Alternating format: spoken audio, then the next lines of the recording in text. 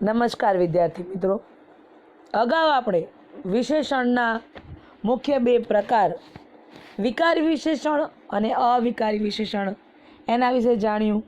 વિશેષણ એટલે શું ને વિશેષ્ય એટલે શું એના વિશે જાણ્યું. અને જેનું રહી ગયું હોય તે આગળના વિડીયોમાં જોઈ લે. અને જે હું અત્યારે આમાં વિડીયોમાં જે પણ દેખાઈ રહ્યું છે લખાણ મારું મેં લખેલું છે એ પણ તમારે નોટબુકમાં ઉતારવાનું છે. અત્યાર પૂરતું આટલું જ ઉતારવાનું છે. એના પછી હું ઉદાહરણો કહીશ, કયા પ્રકારના ઉદાહરણો લખવાના છે તે ઉદાહરણો હું કહીશ. એ ઉદાહરણો તમારે દર્શાવવાના છે. હવે આપણે વિશેષણનું તેના કાર્ય પ્રમાણે વર્ગીકરણ જોયું હતું. એમાં આપણે ગુણવાચક વિશેષણ સમજી ગયા, પરિમાણવાચક વિશેષણ સમજી ગયા છે, સંખ્યાવાચક વિશેષણ સમજી ગયા અને સાર્વનામિક વિશેષણ જોયું. હવે આપણે ક્રિયાવાચક વિશેષણ જોવાનું છે.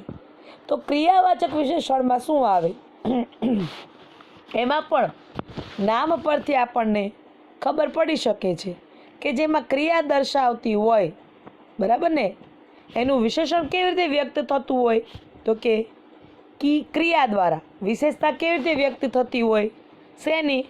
કોઈ વસ્તુ છે, વ્યક્તિ છે, પદાર્થ છે, બરાબર ને, પ્રાણી છે, કંઈ પણ તેની વિશેષતા શેના દ્વારા વ્યક્ત થાય છે? ક્રિયા દ્વારા. એટલે ક્રિયાવાચક વિશેષણ જોઈએ થાય, બરાબર. ક્રિયાવાચક વિશેષણ એનું થાય. જોઈએ આપણે વિશેષ્યની ચોકસાઈ. વિશેષ્યની ચોકસાઈ શેના દ્વારા દર્શાવે? ક્રિયા દ્વારા વ્યક્ત કરતા વિશેષણો. કોને કહેવાય ક્રિયાવાચક વિશેષણ?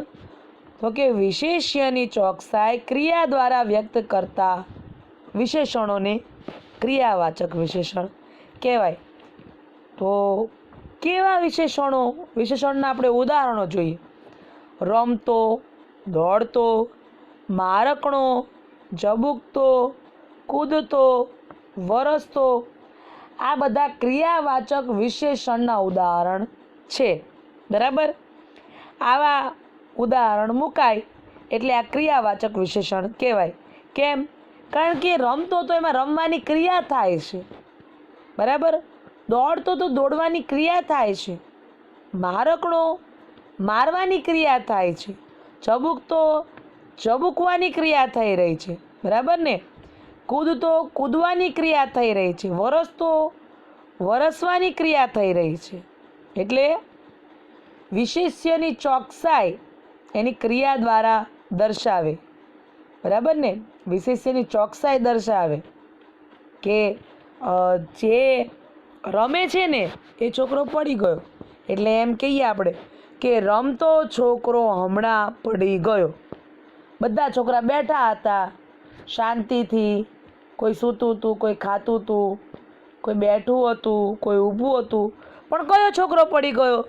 જે રમતો હતો તે. દોડતો કૂતરો કરડી ગયો, બરાબર ને. ઘણા બધા કૂતરા આવ્યા, પણ અમુક કૂતરા બેઠા હતા, સૂતા હતા, રમતા હતા, ધીરે ધીરે ચાલતા હતા, રોટલી ખાતા હતા કે ગમે તે હોય. પણ કયો કૂતરો કરડી ગયો? તો કે દોડતો દોડતો આવતો હતો ને તે કૂતરો કરડી ગયો. એટલે કૂતરાની એની ચોકસાઈ, કૂતરો એ વિશેષ્ય છે. એની ચોકસાઈ શું દર્શાવે છે? વિશેષ્યની ચોકસાઈ શેના દ્વારા વ્યક્ત કરી? ક્રિયા દ્વારા, બરાબર ને. ઘણા બધા કૂતરામાંથી કયો કૂતરો કરડ્યો? જે દોડતો હતો તે. મારકણો મારકણો બળદ મરી ગયો, બરાબર ને. બળદ તો ઘણા છે, પરંતુ અમુક એવા તોફાની મારકણા હોય તો એ બળદ મરી ગયો. ઘણા બધા બળદમાંથી કોઈ કે પૂછ્યું કયો બળદ મરી ગયો, એટલે કે મારકણો બળદ મરી ગયો. ઝબૂકતો તારો ખરી ગયો. હવે આપણને એમ થાય તારા તો બધું ઝબૂકતા જ હોય ને, પણ આપણે જ્યારે વાતચીત કરતા હોઈએ ને ત્યારે આપણને ખ્યાલ આવે, આપણે કહીએ કે જો ને પેલો તારો કેટલુંક ઝબૂકે છે એમ. પછી થોડી વાર પછી એ ખરી જાય એટલે આપણે કોઈક મિત્ર હોય કે કોઈની સાથે વાત કરતા એને કે જો ને પેલો હું તને કહેતી હતી ને કે ઝબૂકતો તો કેટલો તારો, એ ઝબૂકતો તારો હવે ખરી ગયો. થોડી વાર પહેલાં એ ખરી ગયો. કૂદતો કૂદતો છોકરો પડી ગયો, છોકરો કેવી રીતે પડી ગયો? કૂદતો કૂદતો, અથવા તો એમ કહેવાય કે કૂદતો છોકરો પડી ગયો. રમતા હતા અને શાંતિથી બેઠા હતા, એ છોકરા પડ્યા નથી. તો આ છોકરો કેમ પડ્યો ભાઈ, એવો સવાલ પૂછવામાં આવે તો એ છોકરો કૂદતો હતો, એટલે કૂદતો છોકરો પડી ગયો. વરસતા વરસાદે પાછો આવી ગયો. બરાબર ને? વરસતા વરસાદે, વરસાદ છવાયેલો નહોતો પણ વરસાદ વરસતો હતો. એ વરસતા વરસાદે એ પાછો આવ્યો, અથવા તો છોકરો પાછો આવ્યો. બરાબર ને? એટલે આવી રીતે અહીંયા આ બધી ક્રિયાઓ દર્શાવે છે. અને આ ક્રિયાવાચક વિશેષણ એટલે જ કહેવાય છે કે વિશેષ્યની જે ચોકસાઈ છે ને, કે ચોક્કસ કયું વિશેષ્ય એમ જેટલા હોય એમાંથી, એ વિશેષ્યની ચોકસાઈ છે એ ક્રિયા દ્વારા વ્યક્ત થાય છે. બરાબર ને?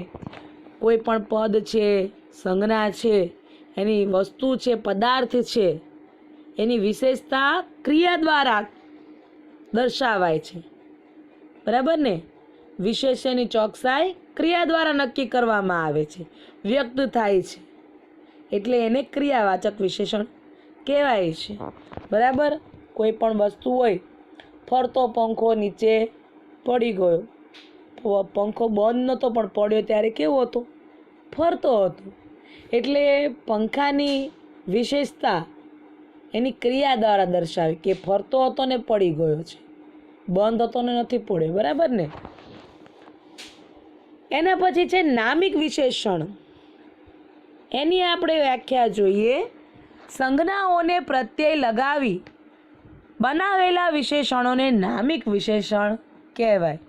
સંજ્ઞાને અમુક પ્રત્યય લાગે, જે સંજ્ઞા હોય છે. બરાબર ને? નામ સંજ્ઞા આપણે કહીએ તે, એ જે સંજ્ઞા હોય છે એને અમુક પ્રત્યય લગાવવામાં આવે છે, ત્યારે નામિક વિશેષણ બને છે. બરાબર ને? સંજ્ઞા એટલે આપણે એમ નામ કહીએ. બરાબર? આમાં હિન્દુસ્તાન છે તો હિન્દુસ્તાન સંજ્ઞા છે, પણ હિન્દુસ્તાન એક દેશનું નામ પણ છે. ભારત દેશને આપણે હિન્દુસ્તાન પણ કહીએ છીએ. બરાબર ને? ગુજરાત લખેલું છે તો ગુજરાત સંજ્ઞા છે, પણ એ નામ છે રાજ્યનું. બરાબર ને? એટલે એના માટે નામિક વિશેષણ આપ્યું છે. એટલે સમજી જવાનું કે નામિક વિશેષણ એટલે સંજ્ઞા હોય ત્યારે નામિક વિશેષણ બને. અને એમાં શું લગાવવાનું, એની વિશેષતા શું થઈ? તો કે વિશેષણમાં પ્રત્યય લાગે. કેવા પ્રત્યય? તો એ પ્રત્યય પણ દર્શાવેલા છે. ઈ, આઈ, ઈક, ઈય, આળું વગેરે પ્રત્યયો જોડીને બનાવેલા વિશેષણો. કેવા વિશેષણો કહેવાય? નામિક વિશેષણો. બરાબર? અહીંયા આપણે લગાવેલા છે પ્રત્યયો. જેમ કે હિન્દુસ્તાનને ઈ પ્રત્યય લગાવવાથી કેવું બનશે? હિન્દુસ્તાની. ગુજરાતને ઈ પ્રત્યય લગાવવાથી કેવું બને? ગુજરાતી. માણસને આય પ્રત્યે, ઈ, આઈ, ઈક, ઈય, આળું. બરાબર ને? આ પ્રત્યય લગાવવાનું છે. માણસને આય પ્રત્યય લગાવવાથી માણસાઈ. માનસને ઈક પ્રત્યય લગાવવાથી માનસિક. મનનને ઈય પ્રત્યય લગાવવાથી મનન્ય. ચિંતનને ઈય પ્રત્યય લગાવવાથી ચિંતન્ય. કૃપાને આળુ પ્રત્યય લગાવવાથી કૃપાળુ. દયાને આળુ પ્રત્યય લગાવવાથી દયાળુ. આ બધા શું થયા? વિશેષણો. બરાબર ને? આ બધા શું થયા? વિશેષણો થયા, જેમાં આપણે ઈ, આઈ, ઈક, ઈય, આળુ વગેરે પ્રત્યયો જોડ્યા છે. બરાબર? હિન્દુસ્તાની ક્યારેય હારતા નથી. કોણ હારતું નથી? હિન્દુસ્તાની. બરાબર ને? વિશેષણ મળ્યું ને. કોણ હારતું નથી? તો હિન્દુસ્તાની નામિક વિશેષણ થાય છે. ગુજરાતી સદા હસતા રહે છે. કેવા લોકો હસતા રહે છે? કોની વાત કરી છે? ગુજરાતીની. બરાબર ને? એ વિશેષણ થઈ છે હસતા રહેવાની, કે કેવા માણસો હસતા રહે છે? તો કે ગુજરાતી એ સદાય હસતા રહે છે. ગુજરાતીની વિશેષતા છે કે હસતા રહે છે, પરંતુ અહીંયા એનું પ્રત્યય લગાવેલું છે. ઈ, આય, ઈક, ઈય, ઈ, આળું વગેરે એના પ્રત્યયો લાગ્યા છે ને પ્રત્યય લગાવતા પછી જે મળે તેને આપણે નામિક વિશેષણ કહેવાય છે, બરાબર ને? આ જે પ્રત્યય મળે તે પછી માણસને માણસાઈ, માનસને માનસિક, માનસિક છોકરો ભાગી ગયો, બરાબર ને? પછી છે મનન, મનનને ય પ્રત્યય લગાવતા મનન્ય. પછી છે ચિંતન, ચિંતનને ય પ્રત્યય લગાવતા ચિંતન્ય. પછી છે કૃપા, કૃપાને આળુ પ્રત્યય લગાવતા કૃપાળુ, બરાબર ને? એના પછી છે દયા, દયાને આળુ પ્રત્યય લગાવતા દયાળુ વગેરે વગેરે આવા શબ્દો વિશેષણના મળે છે. અને એવી જ રીતે અલૌકિક, બરાબર ને? આ બધા કેવા છે? વિશેષણ છે. આ અલૌકિક શોભાભર્યું દ્રશ્ય જોવાનું રહી ગયું, દ્રશ્ય જોવાનું રહી ગયું, શોભાભર્યું ખરું પણ કેવું? અલૌકિક. એક પ્રત્યય લાગ્યું અલૌકિક, બરાબર ને? અલોક, આલોકનું અલૌકિક એક પ્રત્યય લાગે છે. એવી રીતે, બરાબર ને? માનસિક લોકો સાથે વાત ન કરાય, બરાબર? માણસાઈ જેવું એ માણસમાં કંઈ છે જ નહીં. એ બધા શું થયા? એના વિશેષણ થયા. દયાળુ લોકો હંમેશા લોકોની મદદ કરતા રહે છે. ભગવાન કૃપાળુ હોય છે, બરાબર ને?